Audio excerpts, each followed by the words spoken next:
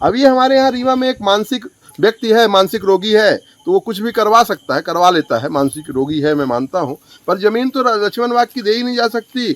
और मैं यहाँ मौके पे खड़ा हूँ, आपके चारों तरफ इतना वो है कि हमारे रीवा के माननीय विधायक जो वर्तमान में उप मुख्यमंत्री हैं, उनकी नज़र जिस ज़मीन में पड़ जाती है उस ज़मीन को वो ऐन कैन प्रकारेण बेचते ही 15-20 दिन में पूरा सेट कर लेंगे। तालाब खुदा नहीं, मगरमच्छ पहले आ गए। लक्ष्मण बाग की जमीन को खुर्द बुर्द करने की साजिश का मामला सामने आया है। बिना नामांतरण और बिना नगर निगम की स्वीकृति के ही यहां निर्माण कार्य शुरू कर दिया गया है। जानकारी मिलते ही कांग्रेस प्रवक्ता विनोद शर्मा और कांग्रेस नेता कुंवर सिंह अपने डेलीगेट के साथ मौके पर पहुंचे और जमकर विरोध दर्ज कराया। ठेकेदार ने कांग्रेस नेताओं से बातचीत में बताया कि लगभग 21 करोड़ रुपए की लागत से भवन निर्माण का कार्य किया जाना है, जबकि इस जमीन का नामांतरण संस्कृत महाविद्यालय के नाम पर हुआ ही नहीं है।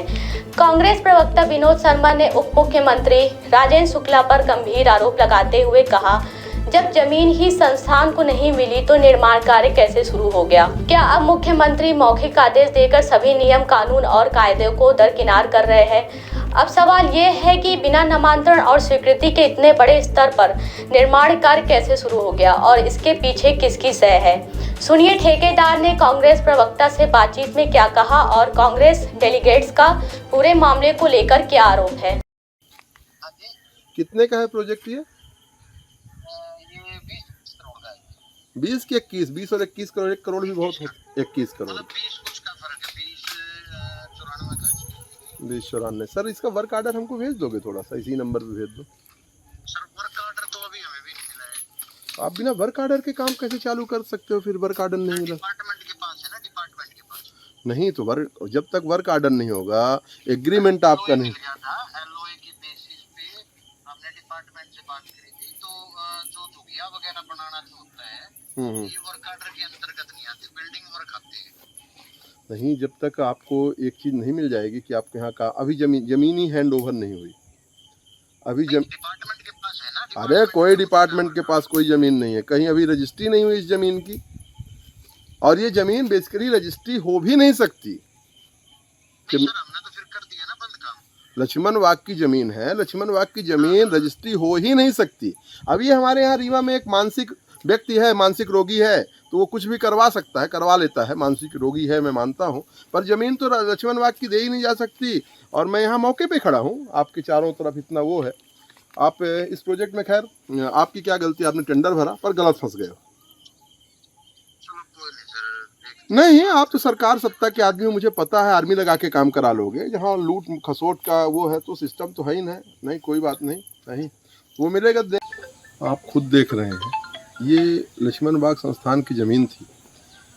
हम लोगों ने इसके पहले कमिश्नर से भी मिले थे और कलेक्टर को भी पत्र लिखे, नगर निगम के जो वर्तमान कमिश्नर हैं उनको भी पत्र लिखे, और सौभाग्य से इस समय वो कलेक्टर के चार्ज में भी। लक्ष्मण बाग की पहले तो ज़मीन आप किसी को बेच ही नहीं सकते, ये हम नहीं कह रहे हैं, ये कागज़ कह रहा, यह आदेश कह रहे।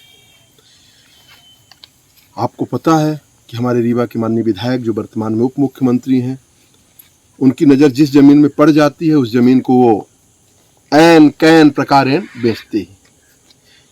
पर इस ज़मीन को में एक अलग ही कहानी है, अद्भुत प्रोजेक्ट। ज़मीन चलो बेचना तो बेचना, अभी भी ज़मीन बेची नहीं गई। संस्कृत विश्वविद्यालय कोई बनना है ऐसा सुनने में आया, अभी कोई बेची नहीं गई। MSR कंपनी है हरियाणा की, उसको टेंडर मिल गया 21 करोड़ 95 लाख का।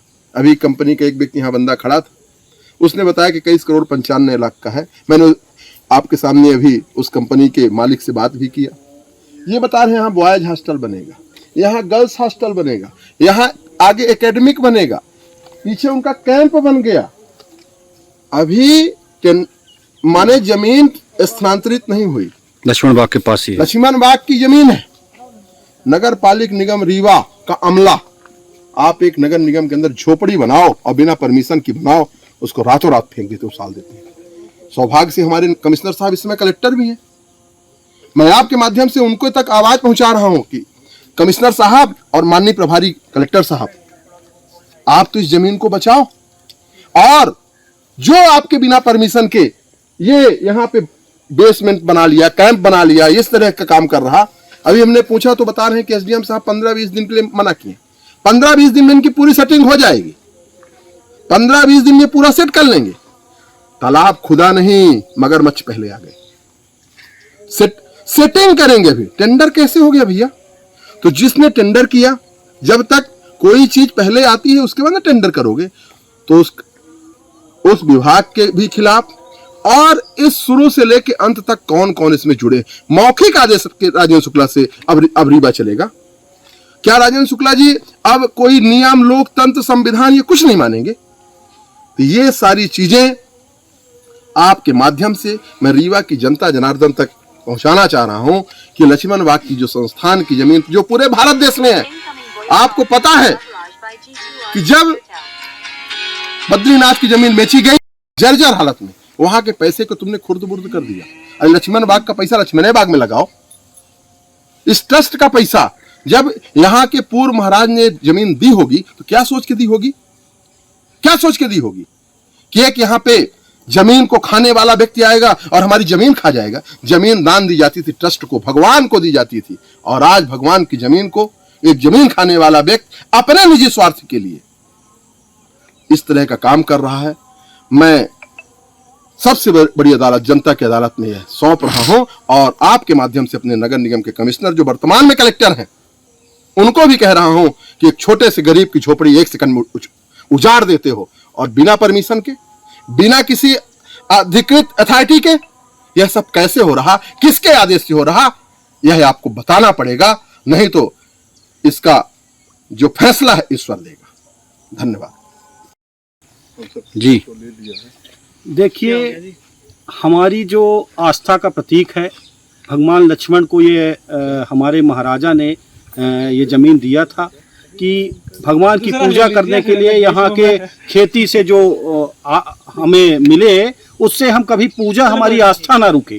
पर दुखद घटना है कि आज हमारी ये 22 एकड़ जमीन किसी प्राइवेट आदमी को बेच दी जाती है।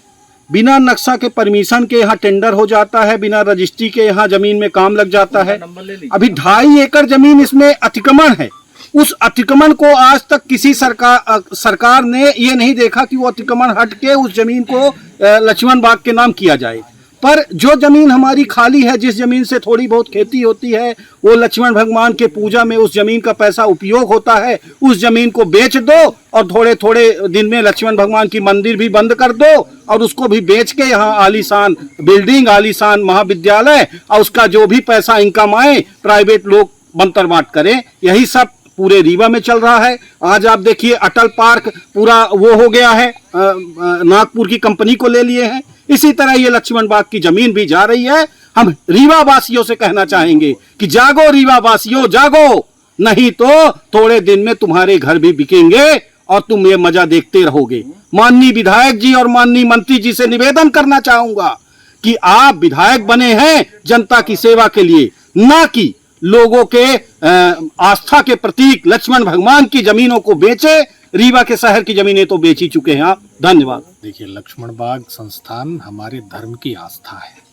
1841 में महाराज विश्वनाथ प्रताप सिंह जी ने 59 एकड़ जमीन लक्ष्मण बाग संस्थान को लक्ष्मण जी की पूजा के लिए सौंपी थी और उस पर केवल एक ही लक्ष्य था कि ये ट्रस्ट को बना के उसमें उपायुक्त, एक महंत और 2 प्राइवेट लोगों को ट्रस्टी बनाया था, ताकि ये जन्म जन्मांतर के लिए रीवा में धर्म की आस्था के लिए, रीवा में लोगों को जगाने के लिए एक ऐसा मंदिर, ऐसी भूमि महाराज विश्वनाथ सिंह जी ने दे दी कि लोग अपने धर्म के सुचारू रूप से संचालित करें।